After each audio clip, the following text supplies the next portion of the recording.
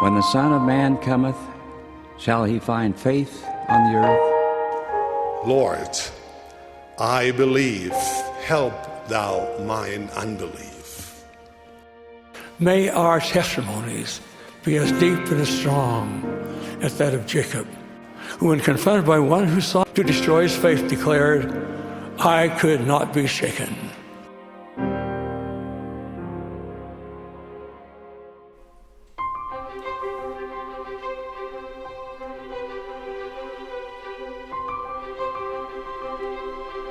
Chapter 9 of John then follows right on the heels of John chapter 8. That's how the numbers work. But they might as well be worlds away from one another, because tragically, the way most of us study our scriptures is we'll read a chapter, and then we get to the end of the chapter, and that's the end of our study. And then we go to bed and kind of pass through the veil of forgetfulness. And then the next day, when we dust off our scriptures again, we pick up where we left off, or so we think. We pass on to the next chapter and pick it up there as if nothing had happened before. Don't get me wrong, I'm grateful for chapter headings. They're a wonderful summary of what you're about to read. But the problem with a chapter heading is the fact that it interrupts things that may or may not have needed an interruption. You see, John didn't write these by chapters and then stop them off at this moment. And this example, honestly, chapter 9's chapter heading is one of the, to me, exhibit A, the one I always show my students of the danger of stopping at a chapter break, because it breaks up a story in ways that might not have been intended.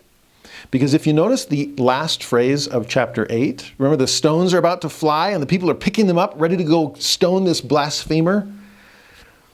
And in the midst of it all, Jesus goes through that midst and so passed by. Now, how does John chapter 9 begin? Verse 1, "And as Jesus passed by, he saw a man which was blind from his birth. And the disciples asked him, saying, Master, who did sin, this man or his parents, that he was born blind?" I mean, sounds like a great time for a philosophical discussion on the possible justifications for human suffering, right? Why not now? I mean, all we're doing is taking this leisurely stroll around the Temple Mount, and the beggars will often come there in hopes of finding some compassionate heart that's willing to give them some alms. Oh yeah, all we're doing is just passing by, and we saw this man. At least that's the impression you'd get if you started studying chapter 9 of John cold turkey. But if you erase the chapter heading and read 8 into 9 with an unbroken flow, what's really happening here? They take up stones to cast at him, but Jesus hid himself and went out of the temple, and going through the midst of them, and so passed by. And as Jesus passed by, he saw a man that was blind from his birth. He's on the run as he's passing by.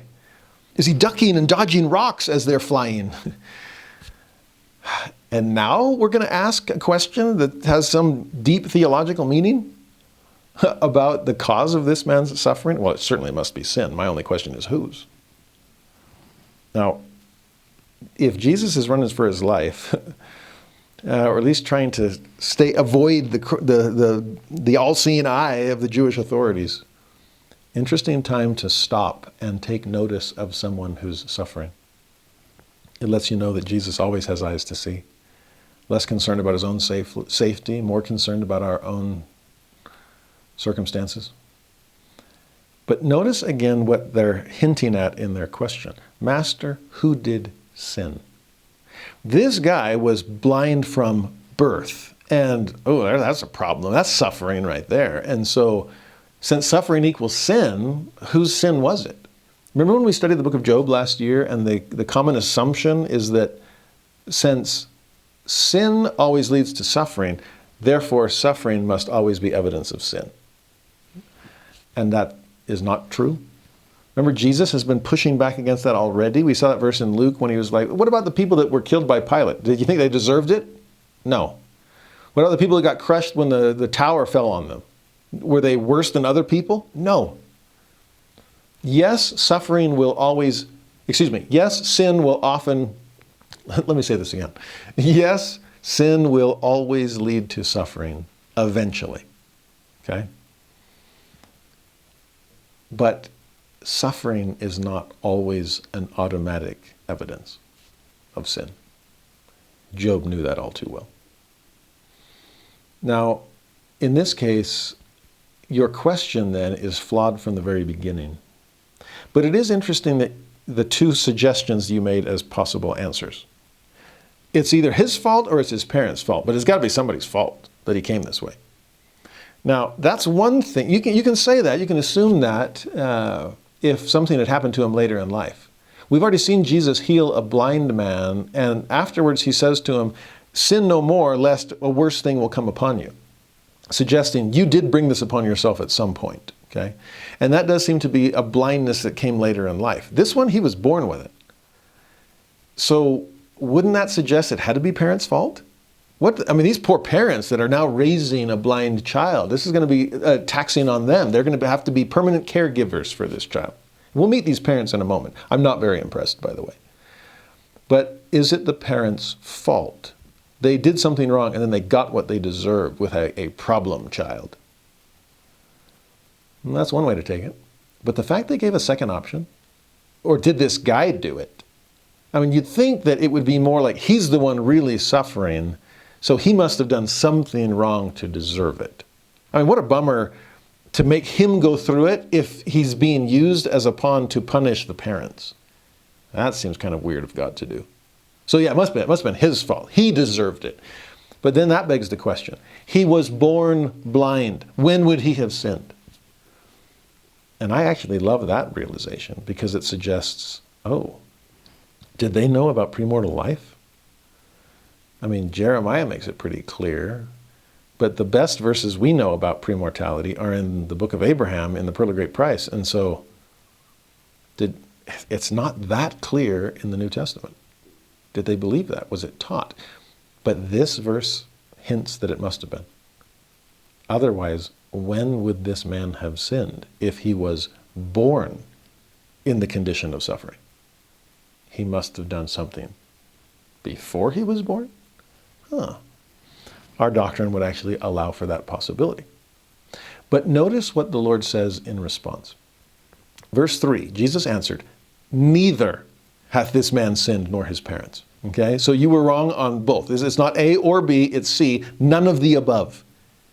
Quit looking for blame here. Quit pointing fingers and trying to figure out, somebody did something wrong because look at the condition this person finds himself in. No, it wasn't sin. Well, then what was it? But that the works of God should be made manifest in him. This verse is incredible. Jesus not only just turned the philosophy of the time on its head, saying suffering is not evidence of sin, but he also said suffering might be evidence of something better, something positive rather than something negative. In fact, suffering might be an opportunity rather than mere adversity. It's a chance for the works of God to be made manifest. Now that's mind-blowing. That changes everything from the Jewish mentality of the time. And what it suggests is, and I've heard this said before, that our extremity is God's opportunity. And that makes sense. When we're in hard situations, it gives God a chance to come to our rescue, right? And for the first, 40 years of my life, that's how I always interpreted this passage. It's like, well, duh, people have to be born blind or Jesus will never have the chance to prove that he has power to give sight to those that are born blind. Perfect. So our suffering is a chance for God to rescue us from that suffering. Makes perfect sense.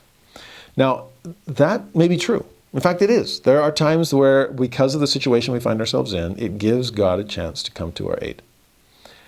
And sure enough, Jesus is about to heal this man born blind, so he's taking advantage of the opportunity his blindness is presenting him. Look what I can do. And if there were no blind people, I couldn't prove that I can give sight. And I just told you, I am the light of the world, right? How do people see? They see because of light. In fact, that's the only thing we see. We don't see objects. We see light reflecting off those objects. Light is the only thing that our eyes can detect. It's kind of cool. So is that all it is? Or is there something more? In the last, decade or so, as I've pondered this more and more, especially as I've met more and more people that struggle with things, whether it's their faith, whether it's life, whether it's their identity or their sexuality or whatever it might be, we all struggle with things. We all come to earth inheriting the mortal condition, which does give God opportunity to heal us. But what if he doesn't heal us? What if he doesn't change us? What if some of those broken things he doesn't consider broken and therefore feels no need to fix? What if, here's the real question that I began pondering. What if Jesus hadn't then healed this man born blind? Could this phrase still apply? If he saw it, they're like, oh, whose fault is this? It's nobody's fault. This is so God's work can be made manifest. And then they keep walking on their leisurely stroll, or in reality, their sprint to avoid the stones. Would the same truth apply? Could God's work be made manifest? Had they already been? And that was eye-opening to me. To realize that our extremity is not just God's opportunity to pull us out of it, but his opportunity to sit with us in it. Allow us to grow and develop and become more Christ-like because of the suffering we find ourselves in, because of our circumstance. That's not mortal brokenness, that's just mortal gravity. And gravity is required to help us build some muscles, right? Lift some weights. It really struck me at one point when I was speaking with some students about LGBTQ issues. And unfortunately, throughout so much of human history, it's been considered sinful from the very state of having same-sex attraction. And that, well, that's broken. And that's not what's worse than broken. That's straight up sinful. And you need to be healed. You need to be fixed. You need to be changed. And science and psychology was searching for those kinds of solutions, as were people of faith in all kinds of churches. And as we've learned more and more about the human condition, and that homosexuality describes the human condition for some of God's children, and that the condition itself is not evidence of sin, nor is it sinful. That's just how I came to earth. There's a behavioral aspect where sin can now enter into the picture. There's an ideological aspect where sin can now enter the picture as far as justifying and normalizing things to the point that we now have abandoned the law of chastity. We're back now to the woman taken in adultery. And it used to be, go and sin no more, and that's all we ever said. And it was just justice, and you came to earth that way, then that's sinful, and you're a sin, you're a mistake, and you've got to change. That was an uncoupled contrary in one direction.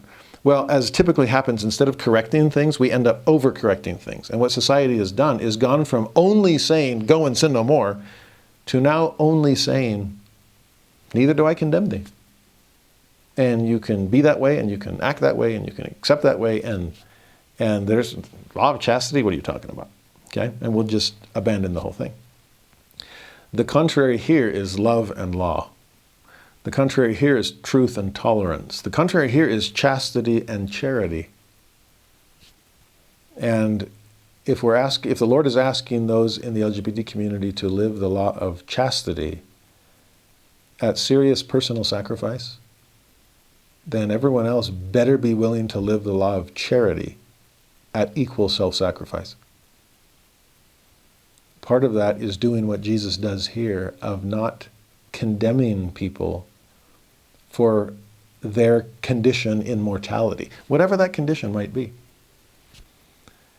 I hesitate even to bring it up because I think I have friends in the LGBT community that are sometimes feel hurt even by drawing the parallel between some type of disability or handicap or brokenness. Saying, I'm not broken. And in a way, I wonder if this blind man would say the same. Now, this blindness has made me who I am. Are those in the blind community, for example, that even if they were given the chance to receive their sight, would say, no, this is who I am, and it's made me who I am. And I love that about me, about myself. So I hesitate to draw a complete parallel here.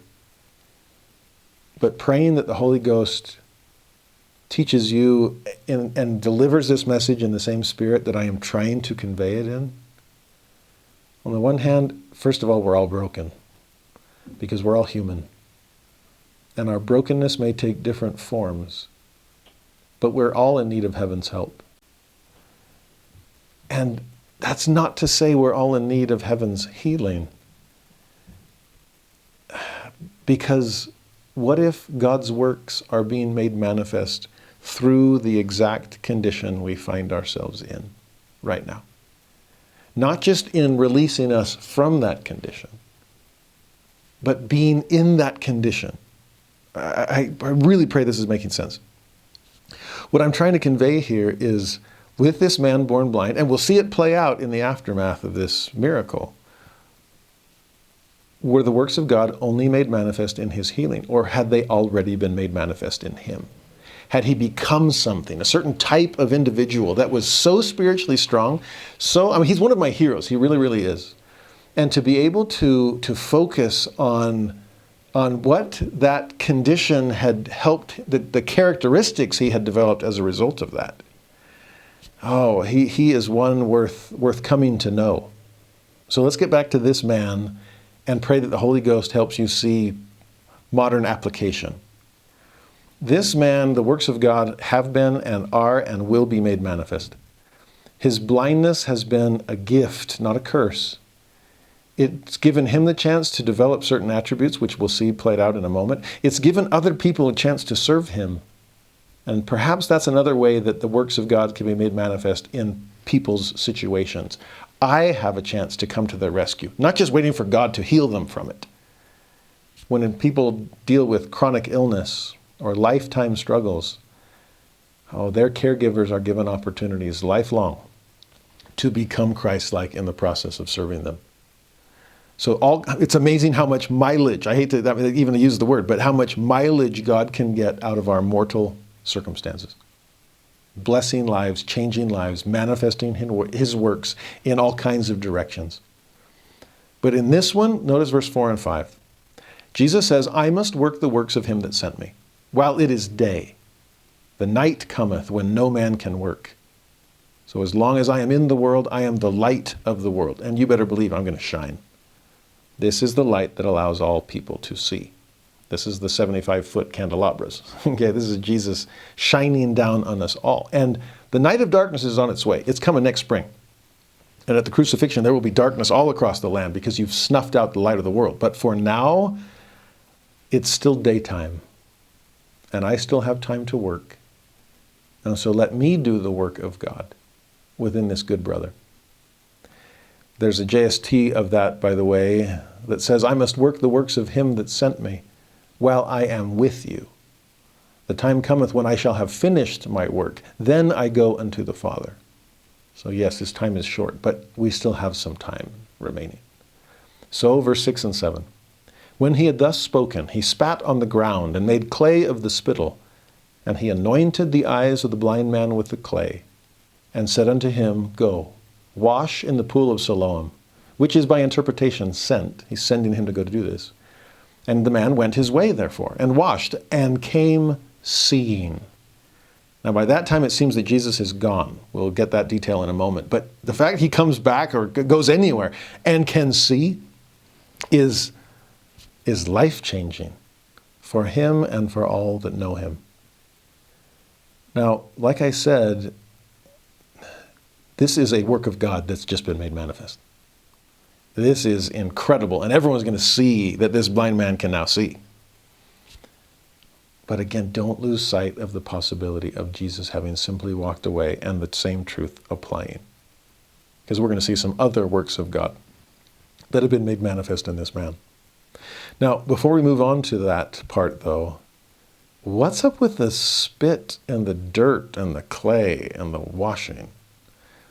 We've talked before that Jesus often uses training wheels to help us stabilize our spirit, to help us ground our faith in something. To the blind, he'll often use other senses like touch. To the deaf, remember, he touches the ears or he touches the tongue. He spits to get something out of him as if he was casting out a devil. He wants people to experience something and see that he's doing something. Because so many of the miracles of God, you can't really see. That's why they require faith.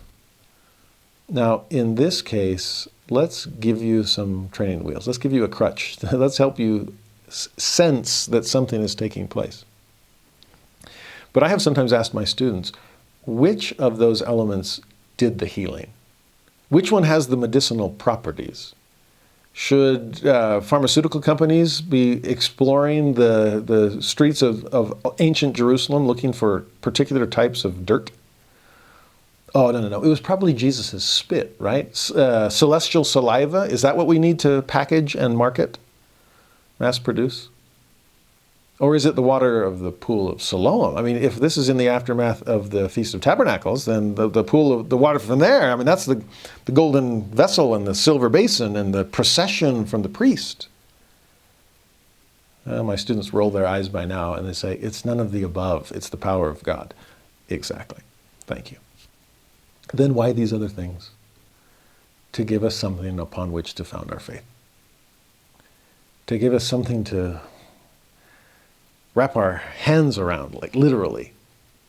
And whether that is a Urim and Thummim or a seer stone for a Joseph Smith trying to do the impossible in translating the Book of Mormon, whether that is 16 stones that the brother of Jared melts out of the stone or out of the mountain for Jesus to touch.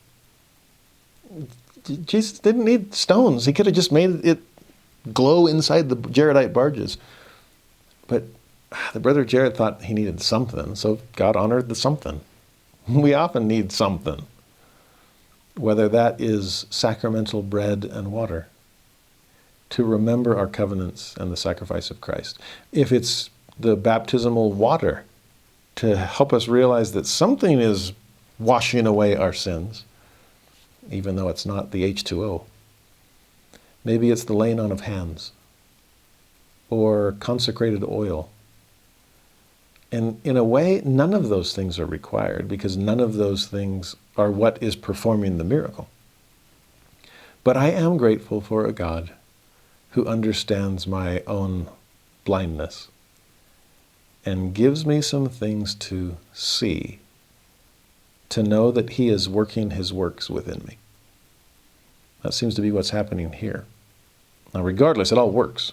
And in verse 8, the neighbors therefore, and they which before had seen him when he was blind, said, is not this he that sat and begged? It's like, what is going on? Isn't this the same guy that for as long as we've known him has just kind of been there sitting at the steps of the temple because that's a good place to ask for alms, and he's begging for food because he can't provide it for himself, that's for sure. He can't see enough to do it.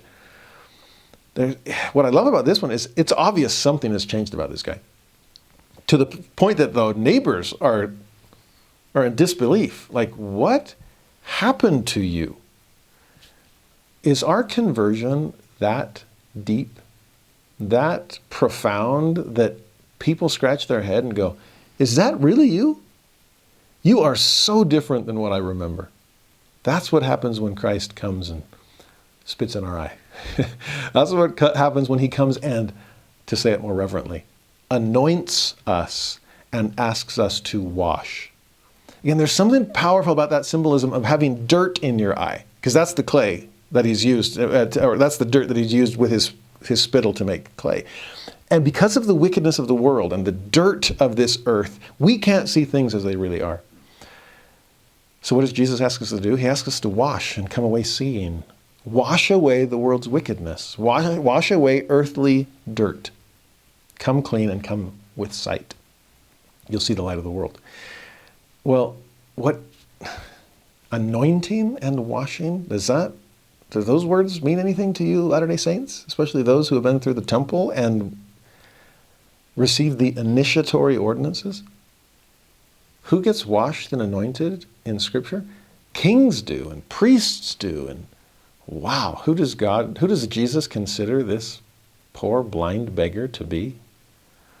A king and a priest. You have the attributes to confirm that. So let me anoint you. Let me go be washed and come seen. And it's such a dramatic change that everyone who knows him knows there's a difference. I hope my conversion is deep enough that people can measure change in me. Well, they are. But they're wondering about something. This seems so impossible, they're still a little unsure. So verse 9, some said, this is he. But others said, he is like him. What does the man say? No, I am he. I'm the one. I'm the guy you're thinking of. To me, it's hilarious that this almost becomes a case of mistaken identity. Like, there's no way that a man blind from birth can get better. It's like he was born without the capacity. So that cannot change. If you were at a certain level and you lost it, then maybe you can be restored. But this is such a complete change. To get something you've never had before, that's impossible. So it must be a look-alike, a stunt double. I don't know. Somebody, you look a lot, you're the doppelganger, that's it, of this guy I knew that was blind from birth. Have you seen him? I mean, obviously he hasn't seen you. And the man's like, dude, it's me. I am that guy. This is the first time I've laid eyes on you, and you're not looking very good. You're looking kind of clueless. It is interesting, though, that sometimes when we have had such a dramatic change in our lives that it's visible to some people, well, to other people, they just want to explain it away. They want to rationalize it, say, no, the gospel can't have that kind of effect on people. If you approach things skeptically from the beginning, then it's like, no, I do not want to give God any credit for this change. So let me explain this away somehow. It was somebody else. It didn't really happen. Then but before that, the man himself vouches for himself. Says, no, I'm the guy. And are we willing to say that too? When someone else wants to divert the credit from God, are we making sure that God gets that credit? When somebody wants to explain away our change, do we hold to it and gratefully declare the effect that Jesus has had in our lives? No, this is me. I was blind, I now see. I will own up to my past, as troubling as it is for people or for myself, and I will own up to my present, because both of those parts have made me who I am. I am who I was. More importantly, I am who I am. I am whom Jesus has made me into. And that's a miracle. So now verse 10. Therefore said they unto him, okay, fine. How were thine eyes opened? And he answered and said, well, if you're wondering, a man that is called Jesus made clay, I won't tell you how because it's kind of gross, and anointed mine eyes, and said unto me, go to the pool of Siloam and wash. And I went and washed, and I received sight, just like he told me. Then said they unto him, well, where is he? And he said, I know not. Now, their questions are really interesting. They're asking the wrong ones, to be honest. Well, where is this guy? I would be more interested to know, who is this guy? I mean, yeah, I guess I'd want to find out where he is so I can go find him, but who is this that can give sight to a man born blind? And then their other question, and this is one that's going to come up over and over and over in this story, is how? Well, how did he do it? Because this is impossible, so I need to know the logistics. I need the recipe. I need the instruction manual. How do you do this? And just like the man said, I don't know where he is, the man, in a way, would also say, I don't know how he did it. I mean, I know what he told me to do, but that does not explain the miracle. The miracle's beyond me. Think about it, though. So often people who want to explain away miracles often do it by fixating on the formula and focusing just on the logistics and how is it done. Now, I can't blame them on the one hand. Curiosity would suggest that I'd like to know. But the fact that God usually doesn't explain his hows, because they're beyond us. He simply wants us to rejoice in the what, what occurred, and come to know the who, that it came from him. Think about Enos, for example. After he prays and wrestles before God all night and all day and all night for a remission of his sins, he receives that remission. It says his guilt is swept away, and he asks God a question. And it's the how question. How is it done? The Lord's answer isn't much of one if Enos is really wanting to know logistics. Because the Lord simply says, oh, it's because of your faith in my only begotten. And you can picture Enos like, that still doesn't explain it. How does the atonement actually work? And to that, I still don't know the specifics. It has something to do with faith and a lot to do with God's only begotten. But how he takes our sin and changes scarlet sin into white as snow, I don't know. I don't know the recipe. People asked that about Joseph Smith after the translation of the Book of Mormon, and they asked, how did you do this? Again, it's always how, explain it. I want scientific explanation. Please appeal to my rational mind and explain the process.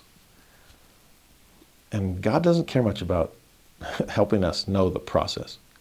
He wants us to rejoice in the result. And so when Joseph was asked, how did you translate the Book of Mormon? He kind of shrugged and he said, gift and power of God. And that's the answer that the scriptures give. It's the answer Joseph always gave. That's all I got. I don't really know how it worked. It was beyond me and my mortal capacity, that's for sure. It was a chance for the work of God to be made manifest because I was blind to Reformed Egyptian. But here you have it on the English page. What do you think? Is it a gift from God? Does it manifest his power? It has to me.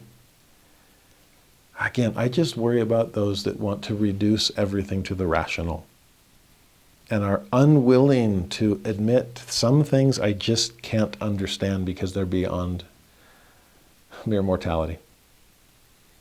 And so in many ways I stop asking how. And I keep looking for what and who and why. Why would he do this for me? If there is a how, it's how can I express my gratitude? How can I shine the light back on him? How can I help others rejoice in his goodness? That's a better how than what's the process? How did you do this?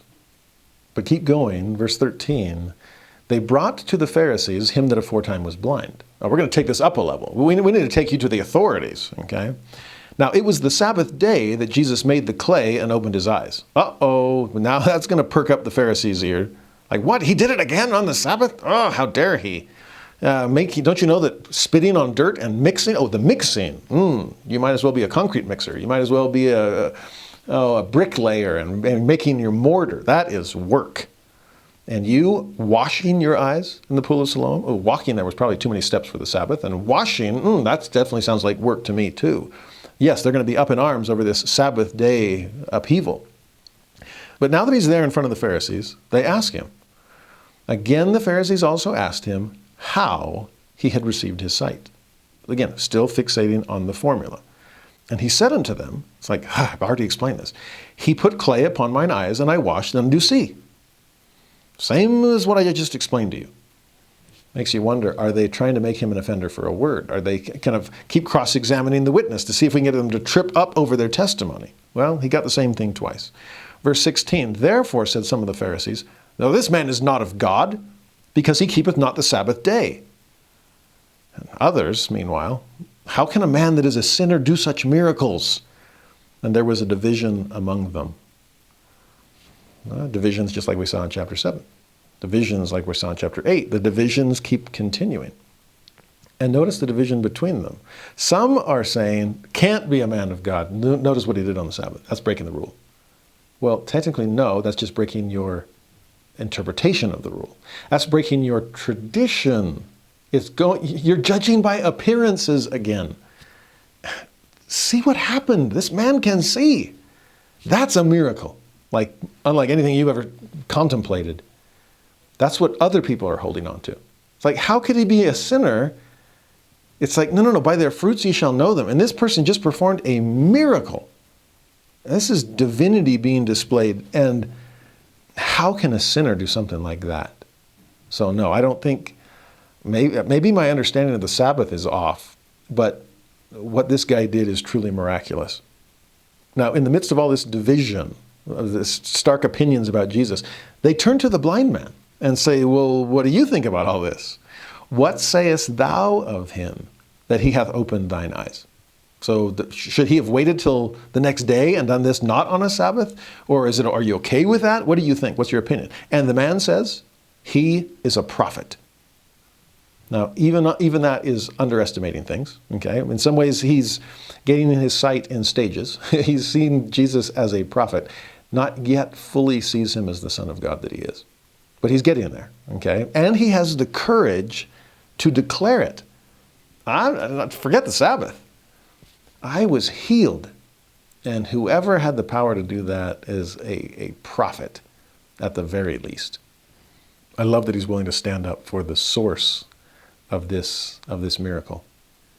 On my mission, I was always grateful for converts and members and investigators that were not ashamed to be seen with us.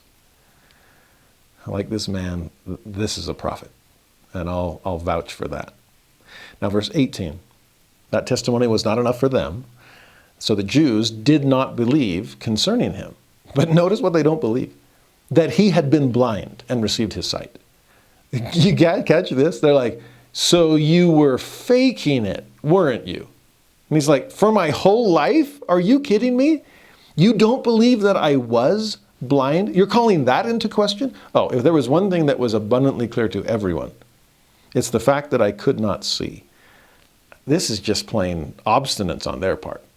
Absolute refusal to admit that a miracle had taken place. It's like, nope, we got to explain it away somehow, even in the least logical. That's the irony. They wanted logic, explain how it happened. But then when they don't have that, they'll just chuck reason altogether and go, you've been faking it your whole life. The alleged blind man, oh, come on. It's interesting how those who attack the Book of Mormon, for example, won't read it, won't study it, won't admit that it's there. They keep fixating on the provenance instead of the product. They want the backstory and how did Joseph do it? And they'll rip apart translation issues and the impossibility of it all. But once that falls flat and it's like, well, it's here, and I don't know how, he wouldn't explain how it happened, and nobody can, but it does exist and people are being changed by it. Well, in that case, there must be some other reason. It must be someone else behind it. And Solomon Spaulding or Ethan Smith or the Late Great War and all these explanations that people come up with that hold no rational water. They're hyper-rational when you got to explain how it's all done. And then they chuck reason to the wind once that falls apart. The book's here. The man can see. There's no explaining that away. There's no rationalizing it into non-existence. So this is what they do. And it's hilarious. They don't believe. This guy was never blind. There's no way that could have happened. So they called the parents of him that had received his sight. This is now we finally get to meet them. And they asked them, saying, is this your son, who ye say was born blind? And then they're back to their original question. How then doth he now see? Again, this is what part I just can't help but laugh. It's like, you're the parents of this alleged blind man, the one who's been pretending all these years that he couldn't see, and you've been somehow going along with the ruse. See, seriously? And like I said, they're still focusing on that how question. Explain the process, or we simply will not believe. Now, verse 20, the parents respond. They answer them and say, we know that this is our son. Okay, so guilty as charged. There is a familial connection. Can you see the resemblance? That's the first thing we know. Second thing we know, and that he was born blind. Okay, that was obvious. It was devastating to us at birth when we realized that he could not see us, recognize it, that would probably never change. They were probably thought less of ever since because, ooh, your son was born blind. Whose fault is it? Was it yours or his? Man, you guys must be horribly sinful people to have given birth to this kind of monstrosity. They've probably been through a hard life themselves. But notice what they say next. We know he's our son. We know he was born blind.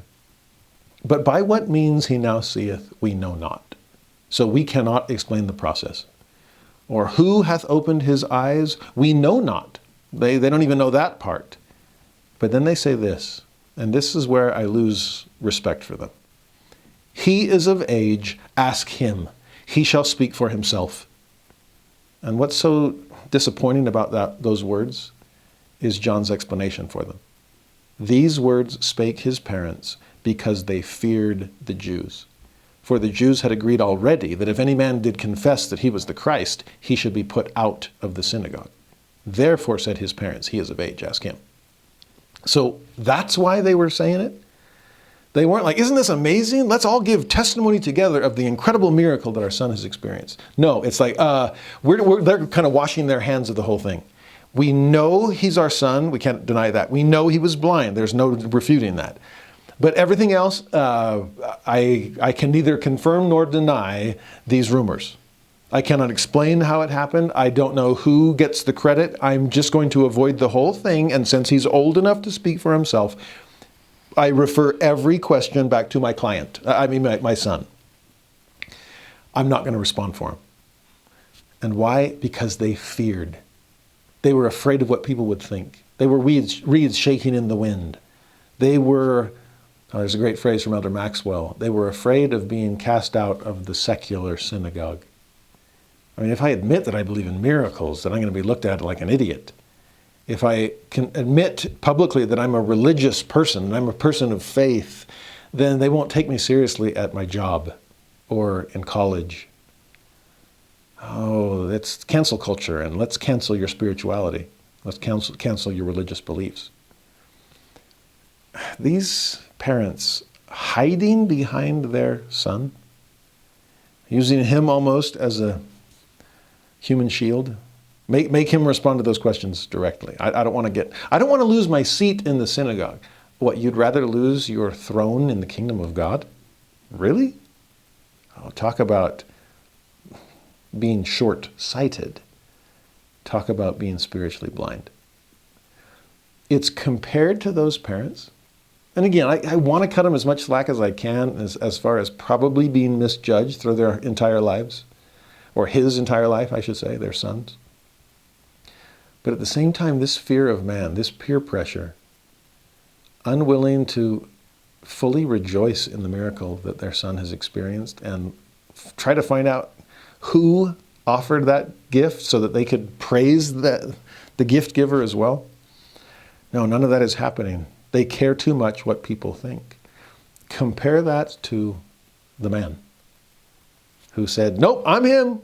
Or, yep, he's a prophet. Or, this is what happened, but I don't know anything else beyond that.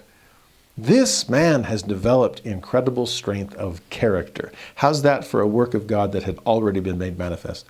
I mean, you go through your whole life being ripped on and ridiculed and accused of some kind of sinful nature. You brought this suffering upon yourself. Oh, just to be able to handle that and still have some sense of self. Oh, you're drawing on deeper reserves than most people have. The works of God have been made manifest in the development of this incredible character. I love this guy.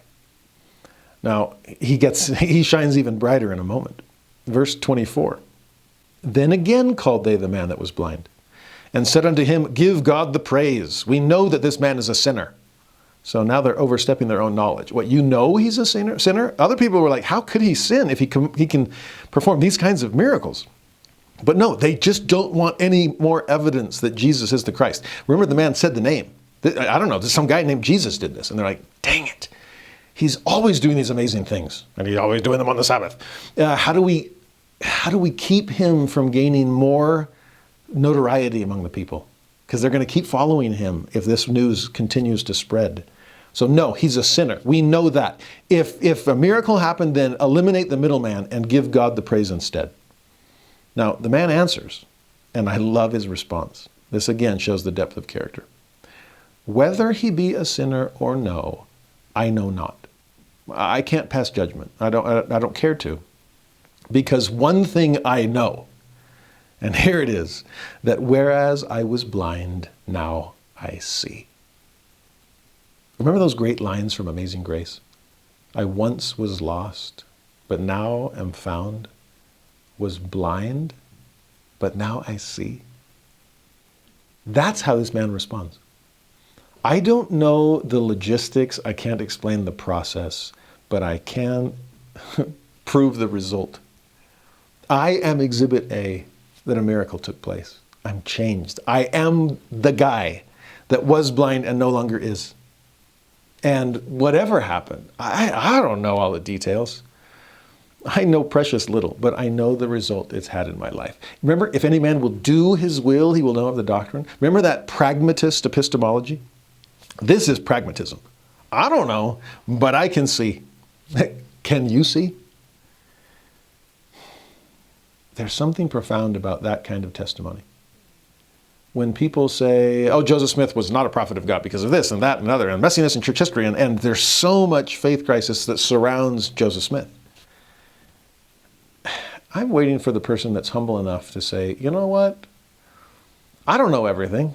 Whether this man is a sinner or not, I don't know. I mean, there's enough evidence on plural marriage issue, for example, to suggest that he was a man of God throughout the whole process. And there's others, especially the way people spin it, to make you scratch your head and go, I wish you would have done things a little differently.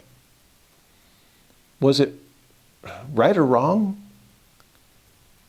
I guess in some ways, who am I to judge? But this is something I can judge. The effect of the Book of Mormon in my life. The effect of the restored gospel in my life. The fruits of Joseph Smith's prophetic ministry have given me eyes to see. And I see things more clearly because of the restoration than I ever would have seen things without it. There's something powerful about that agnosticism, call it that, in terms of I'm not going to pass judgment on somebody and condemn or condone, I don't know. But in some ways the one thing he wasn't agnostic about was his own experience. I know that's different. And in some ways that is the very core of what we can say we know. Sometimes we say, because of a certain series of dominoes, because of this, that, I can now say I know this, that, and the other, and I have a very expansive testimony. That's great. But at the core, what does it all boil down to? I know my personal experience. In some ways, we're even Cartesian by now. I am, or I think, therefore I am. When Descartes was pushing back against the radical skepticism of his day, it was like, do I even exist? I don't know. Well, I am the one thinking about my existence, so it would suggest that I exist at some level. I am thinking, after all. What is the thinking me? Oh, it's the experiencing me. And so if I were to be super technical in my testimony, I would say, what do I know? I know personal experience. I know the influence that the Book of Mormon has had in my life. And as a result of that experiential knowledge, what do I deduce? The truthfulness of that book, the inspiration behind its translation. Does that make sense? There's, again, the profound insight of this once blind man. He sees better than most people do. He got off the training wheels real fast, and he's seeing things incredibly clearly. I don't know everything, but I know I'm different. I know I can see. Then verse 26, they're still not done trying to spin this, trying to rationalize it or explain it away. Then said they to him again, what did he to thee? How opened he thine eyes?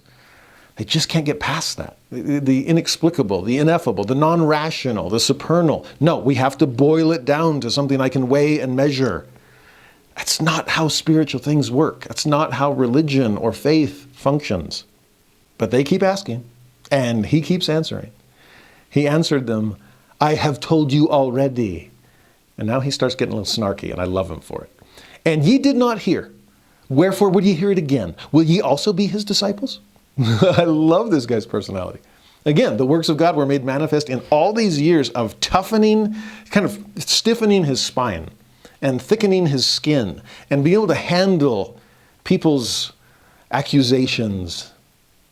And for him to just kind of push back, I don't care what people think about me. I've never cared. Well, I cared for a while and I had to get over it. I don't care what you think. And here you are trying to box me into a corner or dismiss the change that I've experienced in my life. And so you keep asking the same question I've already answered multiple times. Oh, maybe it's because you're gaining a testimony of your own. I mean, hey, I want to go find out where he is. Do you want to come with? Maybe he has some more clay and spittle for you, since you could use a little vision. I love this, the smack talk of sorts that we're getting from this incredible man. He definitely has more guts than his parents do, okay? He does not care about his seat in the synagogue. He was probably never allowed to sit there. He's looking for a throne in heaven instead. Now, verse 28, how are they going to respond to that? Well, as expected, then they reviled him and said, "Oh, thou art his disciple. We are Moses' disciples. We know that God spake unto Moses. As for this fellow, we know not from whence he is." Well, wait a minute. Didn't you just claim to know everything about him already? Where he's from and who he is and who he isn't. Oh, come on. It's interesting that they've finally gotten to a point where there's nothing left to do other than just try to dismiss the whole thing and try to make fun of this person and dismiss him. Revile him is the word that's used here. This is back to ad hominem attacks. Well, what do you know? Forget it. You don't know what you're talking about. You go ahead and follow him. We're going to follow Moses. Remember back in chapter 8, we're all about Abraham. And here it's all about Moses. Either way, you're still a dispensation or two behind the times. Because this is now Christ's dispensation. The dispensation of the meridian of times. And you can't accept him. That's the irony. We always seem to be one dispensation behind. And in Moses' day, it was like, you're no Abraham. And in Jesus' day, you're no Moses. And in Joseph Smith's day, you're no Jesus, which was true. He didn't claim to be, but he was inspired of him. Why can't we believe the dispensation head in whose dispensation we actually live? Well, because there hasn't been enough time to vindicate those prophets. By the time Moses comes around, everyone knows that Abraham was right because time has proven him to be. By the time Jesus comes around, it's easy to trust in Moses because Moses proved his point. By our day, it's easy to look back on Jesus and realize what a profound influence he was on human history and human salvation, even beyond that. But we're not yet at a point where it's easy to look back on Joseph Smith and say, now there was a prophet of the dispensation of the fullness of times. No, for these people, forget Jesus. We got Moses, and that's all we need. But then verse 30, the man answered and said unto him, "Why, herein is a marvelous thing." He's still feeling snarky. Again, I love him. "Herein is a marvelous thing. Ye know not from whence he is, and yet he hath opened mine eyes. Now we know that God heareth not sinners, but if any man be a worshipper of God and doeth his will, him he heareth. After all, since the world began, was it not heard that any man opened the eyes of one that was born blind?" JST adds, "except he be of God." That power has to come from God and God alone. And so the man gives us his kind of summary statement. If this man were not of God, he could do nothing. The proof is in the pudding, my friends. By their fruits ye shall know them. And I'm seeing the fruit. My sight is that fruit. How can you not believe that this man is of God? Maybe you're the blind ones. Maybe you need to come and see Jesus for who he really is. Now, this is the last straw for these men. They've been called out and pushed back, and now the blind man keeps coming after us. Twice now, he's made fun of us in front of everybody. And so verse 34, they answered and said unto him, whatever, thou wast altogether born in sins, and dost thou teach us? And they cast him out. Cast him out of the secular synagogue. cast him out of their society. Character assassination, ad hominem attack, just dismiss. We don't like the message, so let's kill the messenger. And they're trying to get rid of him in this way. Notice the phrase, you were born in sin. Now we're back to the old assumption. Who sinned that this man was born blind, him or his parents? Come on, Jesus has disproven that already. But Jesus isn't done with this man quite yet. Evidently, he was not around for this conversation. Has the blind man, no longer blind, has he yet seen Jesus? It doesn't seem like it. He just knew the name and then went and washed and came back seen, but Jesus seems to have been gone. But now, verse 35, Jesus heard that they had cast him out. I love that Jesus is still trying to keep a tab on the recipient of his blessings. How did that go? What's the aftermath? How are my converts doing with the passage of time? He heard he'd been cast out. That's bad news. When he had found him, so that lets you know Jesus is in search for this man. Hey, I heard you got cast out. Are you doing okay? In so many of the other miracles of Jesus, he not only healed them physically or spiritually, he healed them socially too. He wanted people to know, this woman has incredible faith, let her back in. This leper is clean. The man, the demoniac, has friends, go back and spend time with them. He's trying to restore horizontal relationships with fellow people, not just a vertical relationship with God. So Jesus hears about it. He goes and finds him. And he said unto him, dost thou believe on the Son of God? The man answered and said, who is he, Lord, that I might believe on him? I love the humility and the childlike nature of this sweet man. I don't know who he is. I want to. If I knew him, yes, I believe on him. Just point him out to me. And Jesus said unto him, thou hast both seen him, and it is he that talketh with thee. And now the eyes fully open. Wow, you are more than a prophet. You are the Son of God? This is just like the Samaritan woman. Oh, you must be a prophet. You know about my past life. Oh, more than a prophet, you're the Messiah. Here, more than a prophet, you're the Son of God. The man says, Lord, I believe. And he worshiped him. And that is the grand finale of this man's experience, as shared in Scripture. Worshiping the Son of God, fully seeing the light of the world, having pierced through that man's darkness. Oh, whatever situation we find ourselves in, whatever mortal condition we are struggling with, I pray that we can have eyes to see God's hand in it, and his power to heal and change, but also his power to change us on the inside, to develop the Christ-like attributes that will make us, maybe a junior companion at best of that incredible man born blind, but reborn with sight unlike most people I've seen. I love him. So did Jesus. In verse 39 through 41, he ends this chapter and this story by saying, for judgment I am come into this world, that they which see not might see. That's what happened with this man. And that they which see might be made blind. That's what happened with the Pharisees. This is a role reversal. Luke was famous for bringing those up, but this is a beautiful one in the book of John.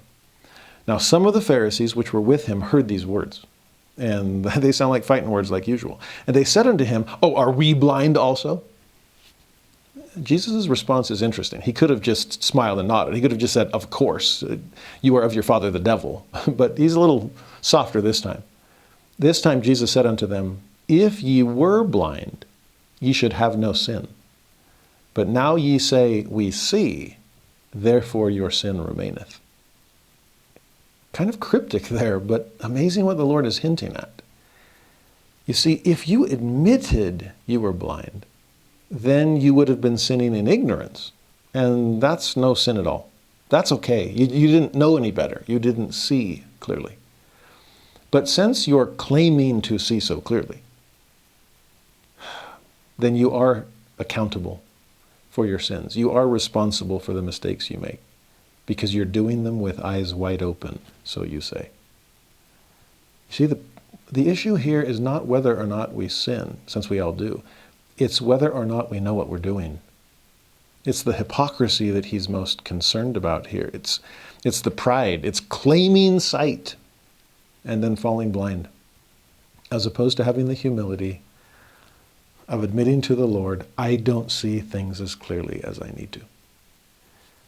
Since thou art the light of the world, please shine upon me and help me see my blind spots. Help me change. Call me to repentance. I will do my best not to be offended by the hard sayings. Instead, I will come and wash away any dirt that you point out to me. That's real repentance. That is humility, to come unto Christ and be cleansed by him. That is evidence of knowing him for who he is. And that's what chapter 10 is all about. John 10, he will reveal himself yet more clearly, and he'll use an interesting analogy that, maybe harkens back to his birth, when the first people that came to express his identity were a bunch of shepherds from his hometown of Bethlehem. In John chapter 10, meet the good shepherd himself. Verse 1 through 3, Verily, verily, I say unto you, he that entereth not by the door into the sheepfold, but climbeth up some other way, the same is a thief and a robber. But he that entereth in by the door is the shepherd of the sheep. To him the porter openeth, and the sheep hear his voice, and he calleth his own sheep by name and leadeth them out. I love this description. It's this idea of how do you come in to a place. Front door suggests that they're expecting you. When the porter knows and sees, you come on in. When you're a regular and they can recognize you and say, your table is waiting. Or they'll say, would you like the usual? If you had to sneak in the back, or in this case, climb up by some other way, this reminds me of, I was guilty of this a time or two as a kid, and I'm sorry. And I've, fully confessed and forsaken to my parents. But times that I snuck out of the house and then tried to sneak back into it. If you see someone sneaking into a house, something's off. You're either a thief or a robber, or you're a child that wasn't supposed to leave. It's those stories of the boyfriend over on the side, and he's throwing pebbles up to clink up against the girlfriend's window, and come out and let's go hang out, let's go do something together. No, that's a thief and a robber. That is someone that's not welcome, because if they knew they were welcome, they'd just ring the doorbell. That's what normal people do. In fact, if you're a real regular, you probably don't even have to ring the doorbell. You just come in, and your seat's always saved. What the Lord is asking us here is, how well do you know him? Do you know him as the Good Shepherd? To the point that you would let him, are you the porter in this? You'd let him in? The sky's the limit. This is mi casa, tu casa, and you can have keys to my house. You can come in whenever you want. Are we the sheep here? So that when the Good Shepherd comes and calls, we recognize his voice. I mean, he recognizes us, right? He knows our name and calls us by name. He leadeth us out. And of course, we'll follow. We know who he is. He knows who we are. This is relational between shepherd and sheep. This is recognition between shepherd and porter. This is the door. And as we'll see later on in this chapter, Jesus is that door. It's interesting, he's everything here. He's the Lamb of God. He's the Good Shepherd. He's the door of the sheep. He's the whole story. He's every character in the play. And what I love about it is, will you enter in by the door or go some other way? Because once he reveals that he is the door, that makes us rethink the first few verses. Do I come in by Jesus? The thing about the door is the easiest way to enter. You don't have to climb through a window. You don't have to climb up and come in through some other entrance. It's right there. This is where you're meant to come. Think about this, that Jesus is the keeper of the gate, and he employeth no servant there. This is the straight and narrow path that leads directly to him. He is the porter. He's the door. Will we come in through him? Because no man cometh unto the Father but by me, he says. It's kind of the bottleneck, the narrow point. There's no way to get around him.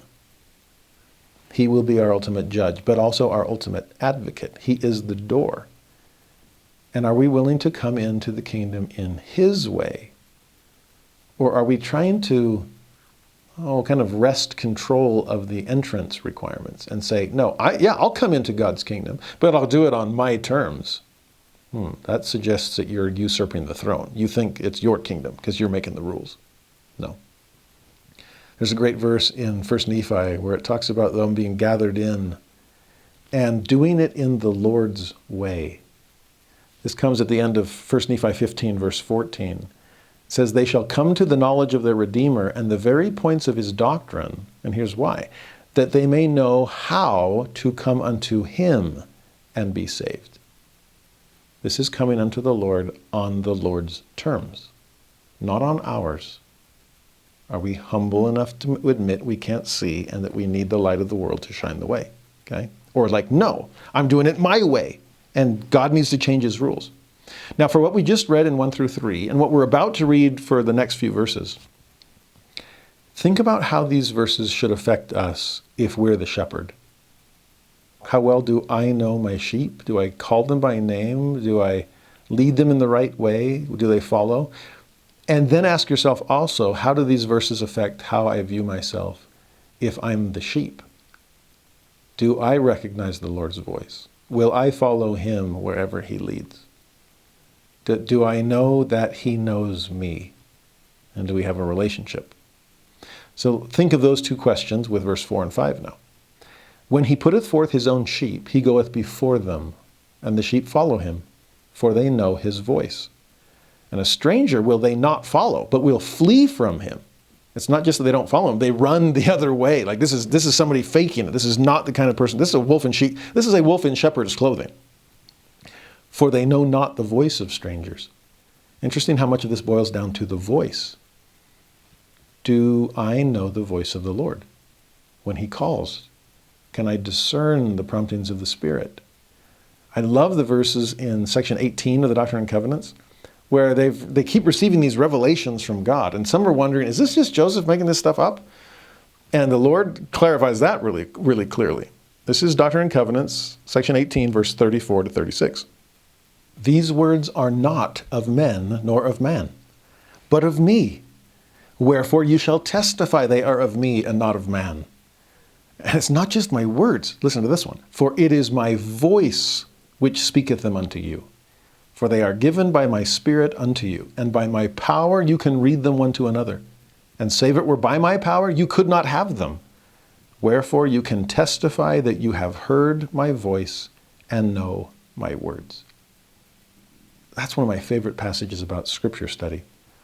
Because if we do it in the right way, in the Lord's way, if it's with his power and his Spirit, then we know they're his words. And more than words, we can testify we've heard his voice. The better we know the Scriptures, the more familiar his voice will be to us. It's not just, oh, I know what verse you're quoting. It's, I know I've heard that voice before. I know I've felt that Spirit before. That's the voice of God. And so sheep, all we like sheep have gone astray. That's the bad news. But all we like sheep have learned to hear the shepherd's voice. Do we recognize it? Now verse 6, this parable spake Jesus unto them, but they understood not what things they were, which he spake unto them. Wow, so sad. They're missing the point. So then said Jesus unto them again. Now let me make this a little more clear then. Verily, verily, I say unto you. I'll spell it out. I am the door of the sheep. Are you getting this? Okay, so I'm the one that you have to pass through. You come in and go out by me. He says, all that ever came before me, and the JST adds, who testified not of me, those are thieves and robbers. But the sheep did not hear them. Let me say it again. I am the door. By me, if any man enter in, he shall be saved, and shall go in and out and find pasture. And if we remember the 23rd Psalm, the Lord is my shepherd, then we know something about that pasture. It's green pasture. It's the good stuff. That's where the Lord leads us. He is the good shepherd, after all. But again, the point of entry is Jesus. Will we come through, not just to him, but through him? If he's the door, think about the ancient Jewish custom, still used today, to put a mezuzah on the door frame. I mean, if you think about the blood of the lamb on the doorposts and lintel in the Passover, the blood of the lamb on the door, he is the good shepherd and the door of the sheep. It's all coming together there. But as people would come in and out of a Jewish home, there's that reminder that if God hasn't built the house, then they labor in vain who built it. That we remember God every time we come in and every time we go out. In the dedicatory prayer of the Kirtland Temple, this is mentioned. In section 88, when they're told to build a temple and make sure that it's a house of prayer and a house of fasting and a house of glory and a house of God, they're told so that all of your incomings and all of your outgoings may be in the name of the Lord. Sounds like he's the door. We all come in and out through him. Then verse 10, let's go back to those thieves, shall we? The ones that can't come in through the door, that are trying to climb up some other way and break their way in since they're uninvited or unwelcome. The thief cometh not, but for to steal and to kill and to destroy. That's what we're up against. That's what the people have been trying to steal Jesus' glory, to kill him, to destroy the work that he has accomplished. No, those are thieves. Compare that to who Jesus is, this good shepherd, this Lamb of God, this door of the fold. I am come that they might have life, and that they might have it more abundantly. It's one of my favorite self-descriptions of Jesus Christ. It's one thing to say, I'm the life of the world. It's another thing to say, I've come to give you that life. And it's going to be the most abundant life you could imagine. After all, I'm the type that multiplies loaves and fishes and leaves you with more leftovers than what you started with. I'm the type that changes water into wine so you can extend your celebrations. I'm the type that turns back the clock on those that are suffering so that they can enjoy an abundant life. In fact, I'll even bring people back to life. How's that for abundance? How about eternal life? There is no more abundant life than the quantity and quality of life that God offers the faithful. Eternal life, a life like his. How's that for abundance? In that same dedicatory prayer in the Kirtland Temple, he's referred to as one who has an infinity of fullness. Love that phrase. That's having life and having it more abundantly. Verse 11 then, he shifts the metaphor slightly and makes it clear what he's been talking about all along. I am the good shepherd. And then he defines that goodness. The good shepherd giveth his life for the sheep. How's that for a clear prophecy of his death? He's said it before, I'm here and you're going to kill me. But this is not just you killing me, it's me giving up my life. He says, but he that is an hireling, we saw thieves and robbers, we don't want them, but even better than them, but less than the good shepherd is the hireling. He that is an hireling, and not the shepherd, whose own the sheep are not, he seeth the wolf coming, and leaveth the sheep, and fleeth, and the wolf catcheth them, and scattereth the sheep. Let me sum that up again. The hireling fleeth because he is an hireling, and careth not for the sheep. There's a difference between a shepherd and a sheep herder. There's a difference between being the business owner and being a paid employee. And it has to do with your level of self-sacrifice. It has to do with what you're willing to pour, all the blood, sweat, and tears you're willing to pour into something. A good shepherd? Think about young David who is willing to go face a lion and a bear because one little lamb had been attacked. Willing to put his own life on the line to try to deliver a lamb that was already in the predator's jaws? There's a good shepherd for you. Think about what Jesus is going to do for all of us. Lay down his life for the sheep that he knows by name. Compare that to King Lamoni's servants. And when they're out there with Ammon, watching over the flocks, and then the wicked Lamanites come and scatter those flocks, what's their immediate thought? Woe is us.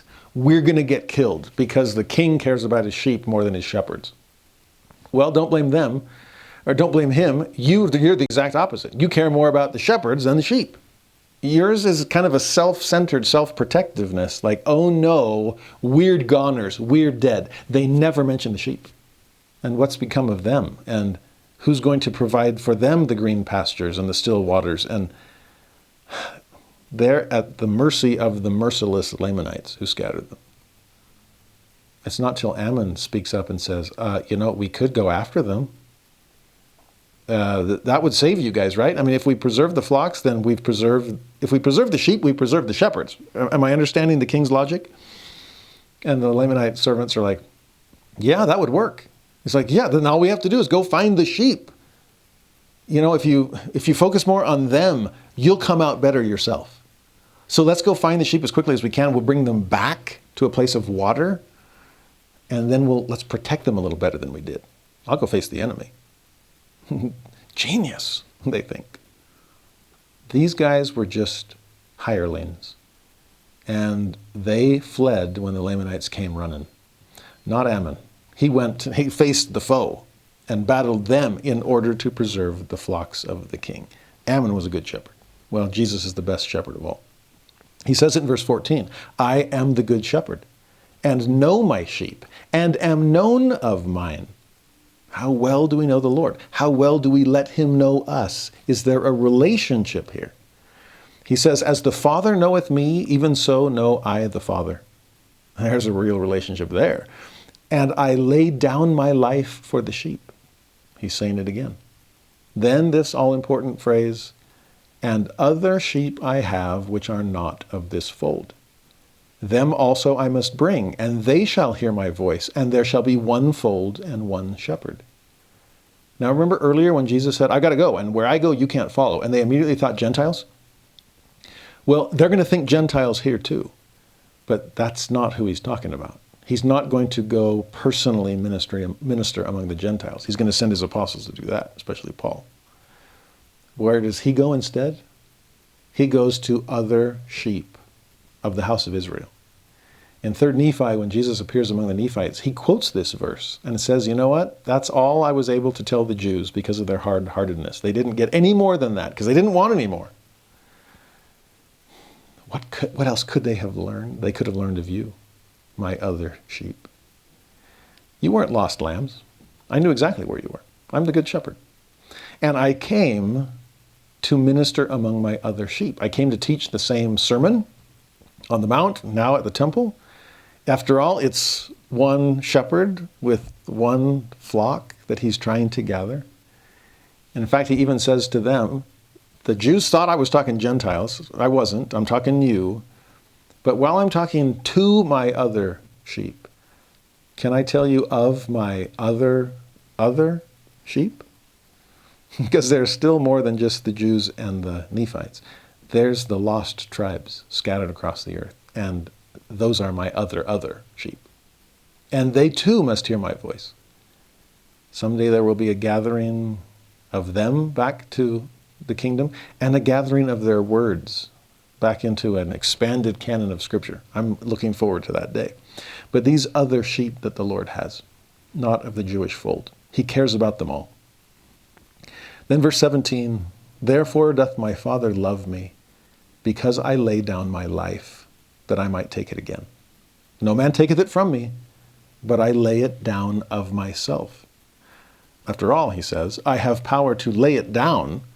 I thank my mother for that gift. And I have power to take it again. I thank my Father in heaven for that gift. This commandment have I received of my Father.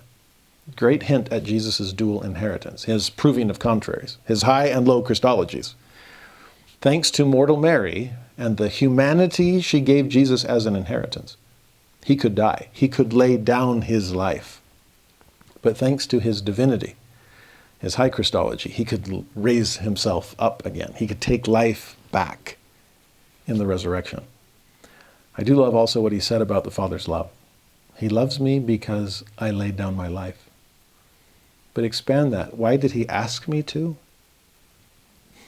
Because he loves everyone else. He loves me because I self-sacrificed, but he sent me to self-sacrifice because he so loved the world. Are you seeing the love of God? Are you feeling it? Are you hearing his loving voice call out to we wandering sheep? So beautiful. Now, some are going to get this and some are not. That's typically how it works. So in verse 19, there was a division, therefore, again among the Jews for these sayings. We saw division back in chapter 7 when they're wondering where Jesus is from. We saw division back in chapter 9 after he heals the man born blind.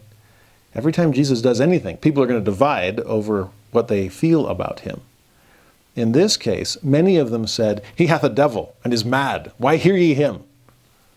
Picture them trying to influence others to reject Jesus. This guy's crazy. He doesn't know what he's talking about. He's a devil. It's more character assassination, ad hominem attacks. Some people, I'm sure, fell for that. Others did not, because others said, these are not the words of him that hath a devil. Can a devil open the eyes of the blind? We're still holding on to those fruits, and the fruits of this man are glorious. Sure doesn't sound like a devil to me. Now, verse 22, we get things situated in terms of time again. And it was at Jerusalem, the feast of the dedication. And it was winter. Earlier, at the beginning of this week's lesson, it was fall, and it was the Feast of Tabernacles. Now it's winter, and it's the Feast of the Dedication, also known as Hanukkah, also known as the Festival of Lights. That's the time period when they are commemorating the rededication of the temple that took place during the intertestamental period, right? When it was defiled and then rededicated.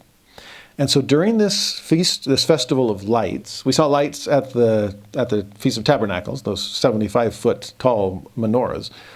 But to honor the light that miraculously illuminated the temple, well, here's Jesus, the light of the world. And where is he? Jesus walked in the temple, in Solomon's porch. I love the thought of him at the temple on the Feast of Tabernacles, since he was the occupant of the tabernacle of Moses anciently. And here at Solomon's porch, since a greater than Solomon was here. Now the Jews came. Then came the Jews round about him and said unto him, how long dost thou make us to doubt? If thou be the Christ, tell us plainly. To which I would want to say, how much more plain can I be? I'm the good shepherd. I lay down my life for the sheep. I've given you all kinds of I am statements lately. I'll review them in a moment. But do you still not get it? This festival of lights, do you still not see the light of the world? Here at Solomon's porch, do you not recognize the wisdom of him who surpassed the wisdom of Solomon? This time of year, this Hanukkah season, the time of rededication, why won't you rededicate yourself to me? Come and see, come and know. And then verse 25, Jesus answered them, I told you, and ye believed not. The works that I do in my Father's name, they bear witness of me. So once again, he's referring to his Father. Once again, he's bringing in the works that the Father has done through him. In some ways, he could be saying, you've got the signs you were asking for, you sign seekers. But not even those were enough to convince you. Talk about spiritual blindness. Talk about a need to rededicate your temple. Talk about a need to shine more light here. Wintertime, yeah, your faith has grown cold, that's for sure. He goes on, ye believe not, because ye are not of my sheep, as I said unto you.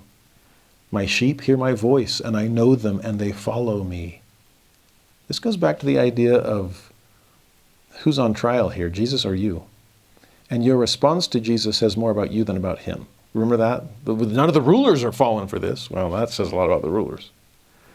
Here, do I hear the Good Shepherd's voice? Do I follow him, or do I reject him? Because that says more about me than about him. Abraham Lincoln said this in his own old earthy way. He was the President of the United States at a time of such discord and division that people either loved him, and those were mostly confined to the North, or they hated him, and that describes most of the people in the South. The way he put it once was fascinating. He said, the sheep and the wolves have very different opinions about the shepherd. You see what he's hinting at? I'm doing the same thing. I'm just one person, and I'm trying to lead and preserve the union as best I can. Some people love me for it because they agree with what I'm doing. Some people hate me for it because they don't. So in many ways, forget about me. Look at people's response to me and what I'm doing, and that will let you know how they feel about the union. In some ways, what he's getting at here is, how are you responding to the call of the Good Shepherd? If you come, that lets you know that you're one of his sheep. Well done, my sheep hear my voice. If you resonate with truth, then you're a truth seeker.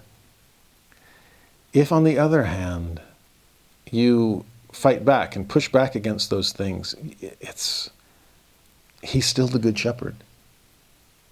Which suggests if you're not one of his sheep, then you must be one of the wolves that is so angered by what this shepherd is doing for the sheep that you wish you could prey upon. Verse 28, he then says, I give unto them eternal life. How's that for life and more abundance? And they shall never perish. That's what I said about Abraham. And those that live, that believe in me, they shall never die. This is eternal life. This is living water. This is the bread of life. Never hunger, never thirst, never perish. Neither shall any man pluck them out of my hand. My Father which gave them me is greater than all, and no man is able to pluck them out of my Father's hand. I chuckle, I'm thinking like me as a elementary school kid on the playground. I'm like, my daddy can beat up your daddy, or my mom's better than your mom. And in this case, no, my Father is the greatest of all. And it's one thing to try to take someone that belongs to me, one of my disciples. It's another thing to try to take someone that the Father cares for, to try to pluck him out. Interesting verb, to almost wrest a disciple out of the hands of God. Pull them away, pluck them out. No. Jesus has full confidence in God's grip, in the Father's love. Just get people into the Father's hand and they'll never be pulled away. Same could be said for Jesus, because as the Savior says here at the end, I and my Father are one. Now, sounds good to a Christian, but again, to his immediate audience, this is more blasphemy. Those are fighting words again. We fought you in 7, and we fought you in 8, and we fought you in 9, and here we are ready to fight you in chapter 10. Because you are claiming oneness with God himself? Well, sure enough, they're up in arms. Verse 31, then the Jews took up stones again to stone him. That seems to keep on happening. But notice Jesus' response.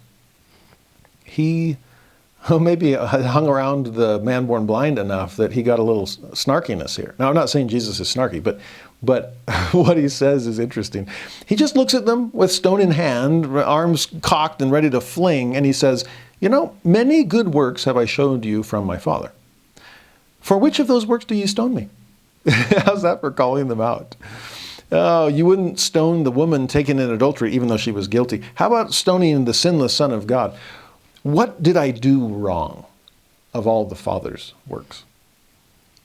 Well, the Jews answered him, saying, well, for a good work we stone thee not, but for blasphemy, and because that thou being a man makest thyself God. Those are fighting words. That you would claim the I am title back in chapter 8. Oh no, we picked up rocks then. And now that you're not saying I am God, but you're basically saying the same thing. You and God are one? Absolutely not. Talk about scandalous pride, effrontery, to usurp the throne of God, to say you're one with him. Now the irony there is that's exactly what many of our Christian friends say about us because of our belief in the doctrine of deification or apotheosis. Call it what you will. Those are technical terms for our divine potential to become more like God, to grow up in God, to become more like him. All because of the grace of Christ, who keeps on perfecting us, the author and finisher of our faith until it's finished. That's going to take eternity. Unfortunately, those who don't understand our doctrine or just reduce it to a caricature will say, oh, you guys are trying to leapfrog God and become gods yourself, and so you don't need him. And that's not what we're saying. We're trying to do it in the way Jesus is suggesting here, to just keep coming unto Christ. I remember saying to one evangelical friend that was scandalized by this doctrine, I said, well, have you been saved? And he's like, of course. And I said, yes, I agree, and so have I. But what does that look like? What does Jesus do with you when he saves you? Doesn't he make you better? Haven't you felt changed by Christ? He's like, of course. I'm like, okay, good. So if Christ saving us makes us more like him, then when does Jesus stop saving us? And he was like, that's a dumb question. He would never stop saving us. I said, exactly. But if saving us makes us more like him and he never stops saving us, therefore he never stops making us more like him, as long as we continue to surrender and submit and let him do that. Doesn't that sound like eternal progression? We never catch up to him, let alone pass him by. But to continually to progress, this is the parent who keeps backpedaling as their toddler is learning to walk. I'm always close enough to catch you, but I'm going to keep backpedaling so you can learn to get steadier on your feet. Same thing what's happening here. It's not scandalous of us. We're not trying to take over. That was the adversary's plan. I do want to become not just like God, but I want to become God, and I want to usurp the throne of God and kick him off so I can rule things and do it for my glory. If that's what we're thinking, then the evangelicals are right to condemn us for it. But that's not what we're teaching. We're teaching that God is serious about our salvation and will not give up on us until we're more like him. That's what Jesus is after. So notice what he says next. Verse 34 through 36.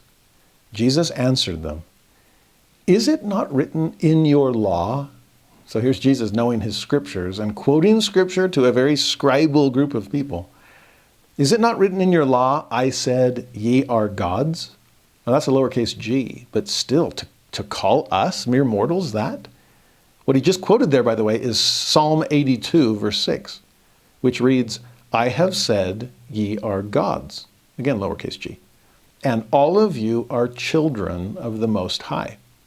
So that's how he describes or defines godhood, lowercase g. Being children of God. And children grow up to become more like their parents. They don't usurp their parents. They don't leapfrog their parents. My dad will always remain my dad. But he's stoked that I'm a dad now too. I've got what I deserved. Okay? And I'm learning and growing and becoming more and more like him. And that's an amazing process. God intends the same for us. The psalmist hints at that. And Jesus quotes the psalmist to defend his own sonship, divine sonship. He's defending our own along with it. So he goes on, "If he called them gods, unto whom the word of God came," and the scripture cannot be broken, at least as far as you guys are concerned, right? Every jot and tittle, it has to be exactly like that. And the word said that we are all children of God, that we are gods in embryo. If the scriptures can't be broken, then why would you try to break me when that scripture's on my side? So say ye of him whom the Father hath sanctified and sent into the world, thou blasphemest, because I said I am the Son of God? In some ways he's saying, this is nothing. This is not even close to blasphemy. This is quoting scripture. And scripture says that we are all gods. All I'm saying is I'm the Son of God. I mean, he could go further and say I am a God as well. He could go further and go from lowercase to capital G. But to see this only begotten Son of God, yes, I'm a man, thank you, Mother. But a man with the power and divinity of God as well. Thank you, Father. Proving contraries, divine inheritance, Word made flesh, high Christology. Thank you, John, for clarifying all of this for us. And thank you, Jesus, for including us in that 82nd Psalm. It's amazing what the Lord can do with his sheep, because he can turn sheep into shepherds. That's impressive.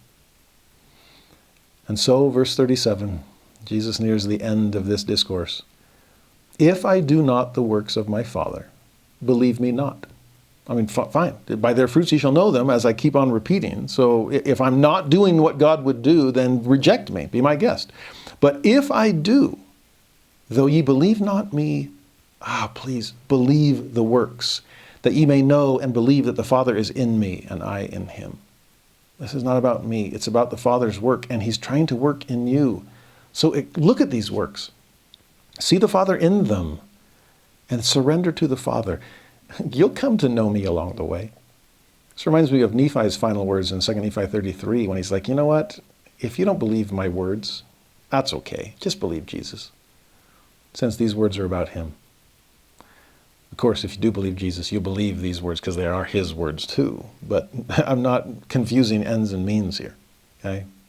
The focus is to come unto Christ. And for Christ, the focus was come unto the Father. So see the Father's works in all I've done. It then says in verse 39, now that Jesus is finished with this incredible discourse, therefore they sought again to take him. One more attempt on his life. But he escaped out of their hand. After all, it still wasn't his time. I don't care how many stones you have in your hand, you're not going to be able to hit me with them quite yet. What does he do now that he's gone, now that he's escaped? He went away again beyond Jordan into the place where John at first baptized. And there he abode. Interesting that this is the place where he began his mission a few years ago. It's now the place where he's returning to so he can prepare for the ultimate final act of his mission. I'll go and be immersed again in divine preparation. Now he's not going to be there alone.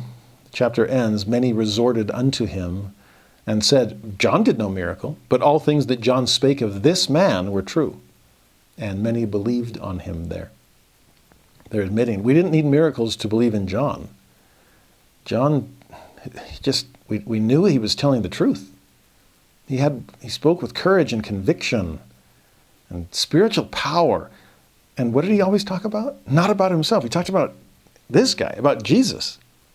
John must decrease, Jesus must increase. Well, if we didn't require miracles of John to back that up, why do we keep demanding miracles of Jesus?